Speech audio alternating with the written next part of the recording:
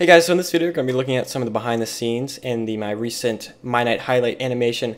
I do these kind of randomly at this point. For some videos there just isn't anything too interesting and worth making a video of. In this case I've been off school for a little while, so I've had some extra time to kind of experiment with some stuff. So I tried a few different things in this video and I think it'll make for something pretty interesting. So for the terrain here, this is just simple basically terrain exported out of Minecraft, which I do for most videos. Sometimes I'll do it by hand. For most cases I'll export it straight out of Minecraft. It's exported in two parts, one being this main chunk where there's a object for each block type. So if I select, we can see there's one object for all the grass, one for all the stone. For this part here where the shack is, this little bit here is actually exported out by individual blocks, which allows me for when this thing teleports away, so I can have that, more intricate stuff going on there. So it's, like I said, it's exported out two parts. If I were to do individual blocks for the whole thing, it would be a super heavy scene. So with this I get kind of the detail where I need it, and then the more efficient, bigger parts where I don't need to be able to move individual blocks. We can see I've made a few tweaks here to make the shack look a little more sketchy. The overall structure is the same shape as it is in the video, but I've added these kind of this like fallen over pot and these boarded up looking windows just to make it look more creepy. And then of course the promise of free magic for whoever enters, which is kind of the case, I guess. There is this magic block, but I guess it's not really what the enterer would expect. The teleporting effects are done half in post, half straight out of the renderer. For this first one where he teleports, the whole thing teleports away, this was actually all done in post. For the other ones, there's some rendering stuff too along with it. So when he teleports over here, actually, it's not in a different scene or anything. He's actually just over here. And you can see there's a little chunk there. I deleted some of the blocks on the shack just so it's a little bit more open. Originally I had it where the whole shack was still there, but it was kind of distracting, so I just took out some of those blocks. So you can see whenever he's over here, we've got this black sphere which hides him from the direct sunlight, because obviously he's in this kind of other dimension, hard drive place, whatever, so I didn't want there being any direct sunlight. So the light source here is a point light, but it's a really, it's really soft light, very soft shadows. So it doesn't, there's no sense of a definite light source, which is, I think, would be more realistic to this place. And it's actually key. The light and that sphere are key to disappear whenever the camera's not over there. Just because even with the camera being over in the main area here, those objects still affect the render if they're visible, and can add on some additional time to render. And these videos are done in a pretty short period of time, so I don't really have time for those extra few seconds per frame. Specifically, this video was done in actually less than 24 hours. I started around 6 p.m. Day prior to it being uploaded, and then finished around 4-ish. A few hours before it went up. So less than 24 hours. I pretty much, the 8 hours or so it took to render was me sleeping. So it definitely was a full days of work, but still pretty quickly, I think. New personal record, at least, for a video like this. I've never done one in that short of a time span before, so yeah. So for the part where he's teleporting back, or actually, one of the things that I kind of just figured out pretty recently was how to record objects in real time, so I can actually execute a command and move this object around, and it'll key and follow those objects exactly. So I've already deleted all the keyframes on the mouth here, and I can kind of demonstrate what I'm talking about here. So if I run the command play -record, whoops, I really should make a shelf item for this, or a hotkey. But play -record, it's going to start playing back, and I can just move this controller around. And you can see the playback is kind of slow when I'm doing this, just because it has to record those values. But we can see now we have all these keyframes. So all those movements I made with the mouse, let me just disable this. All those random movements, all those random movements I made with that mouth controller translate into keyframes. And so I did this for all the lip syncing. I did it for some of the eye movement and some of the head movements. A little bit harder to do it for the for the larger body movements, just because those are usually pretty complicated animations, and it's better to just do that by hand there.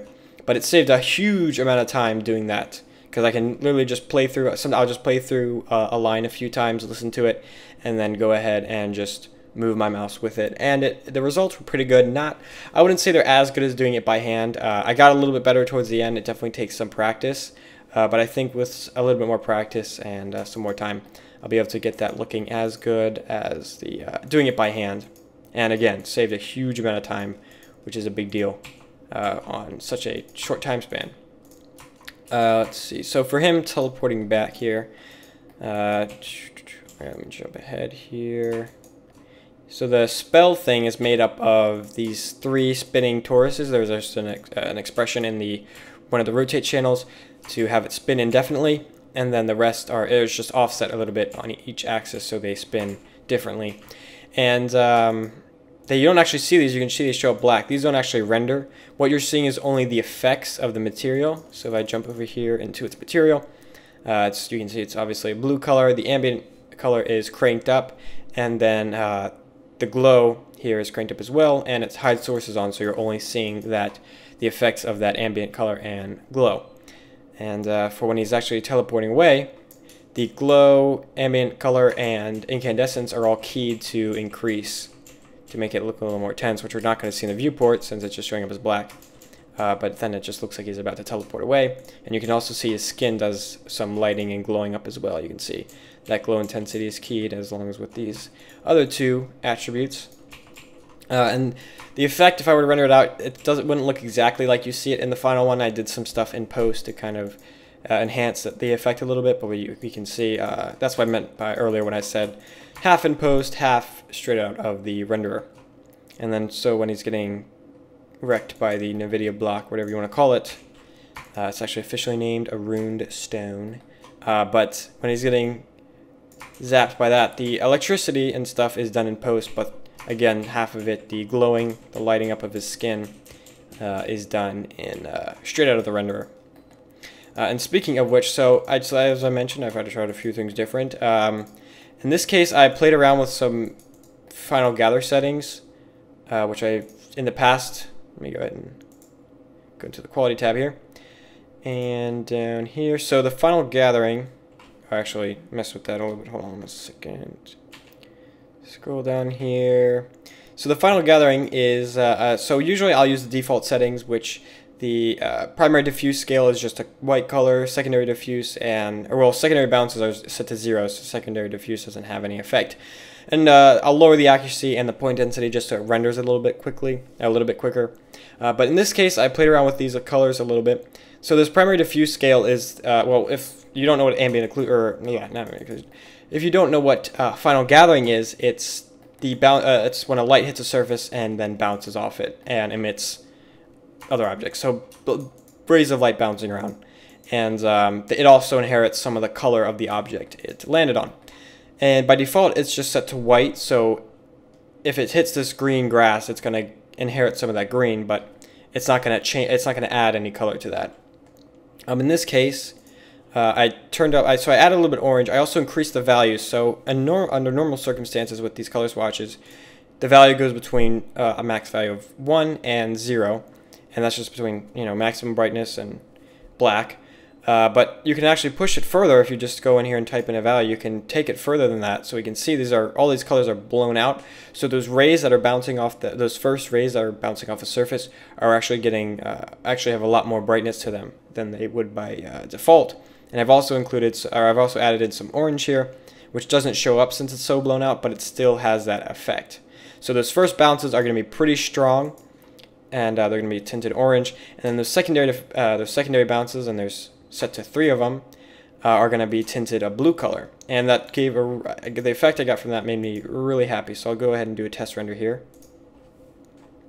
So we can see here, where up front here, where there's a lot of flat ground, we can see that orange really showing up, especially on the face here with this grass block, and under the characters, that warm orange. And in the background, where there's a lot of those vertical faces, where all those secondary bounces are going to be, there's that blue showing. And I was really happy with the results this gave. It just is a really nice contrast here, which I'll probably use a method similar to this in future videos, because it made me very happy, rather than just having kind of a plain white final gather. And then for the render passes here, pretty standard 3 passes I'll do for pretty much every video is a beauty pass, of course, an ambient occlusion pass, and a depth pass for depth of field. Sometimes I'll do maybe a spectral highlight pass or a shadow pass just to give me some control over those. But as I've mentioned before, these videos are done in a pretty short period of time, and usually doesn't allow for all that extra stuff. And in a lot of cases, I won't really have time for ambient occlusion.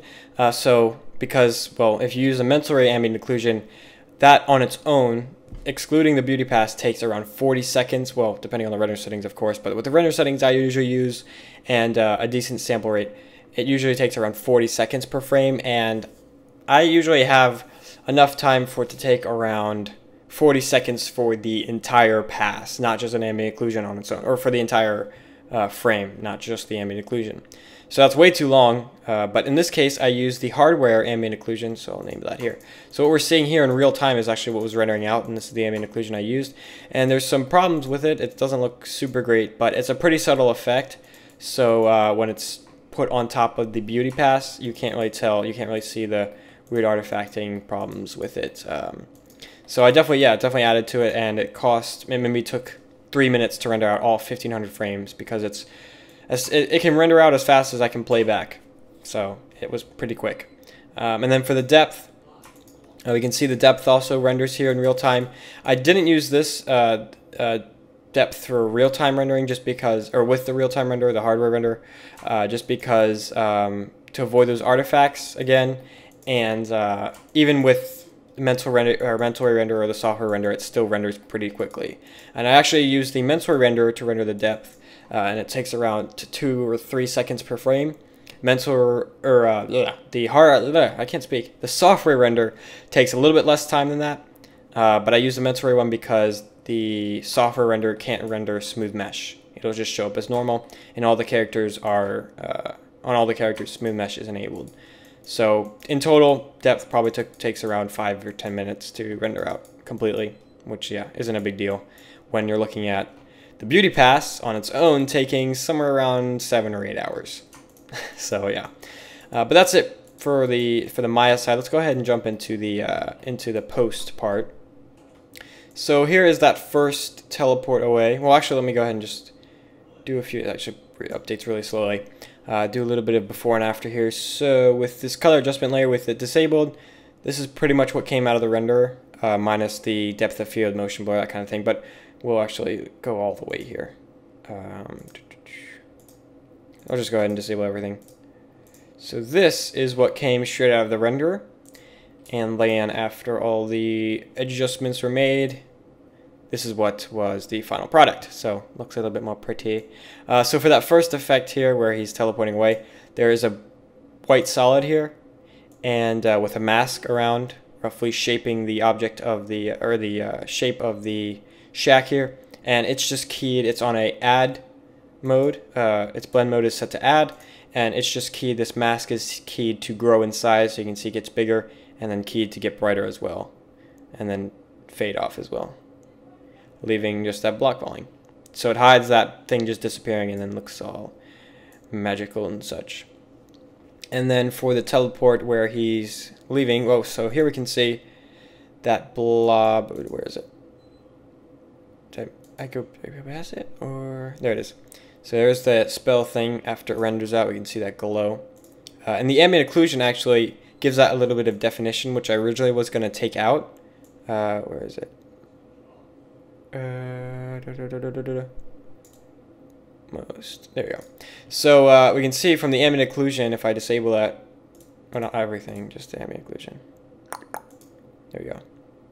We can see without that, it just kind of looks like a blob. So that ambient occlusion, which I originally was going to have to paint that out, and actually I kind of liked what it did, so I went ahead and just left it in there.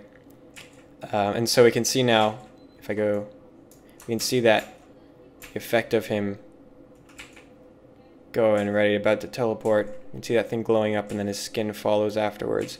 And then there's also an exposure effect, which to make everything look brighter, just so it looks like it's kind of emitting light, and then that's key to go off afterwards. He comes back here, and we can look at the shocking part. Shocking, isn't it? No, the part where he gets shocked here.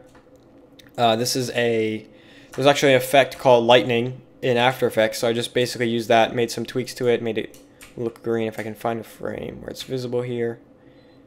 Update's real slow. Maybe here? No? Come on. There we go. There's the lightning effect. Is just on a solid, again, set. Oh, this one's actually set to screen. And we can see that zapping effect. And then his skin is keyed to glow as well. And then, poof, he's gone. And yeah, that pretty much wraps it up for this video. If you enjoyed, go ahead and leave a like. If you have any questions, leave a comment. And thanks for watching.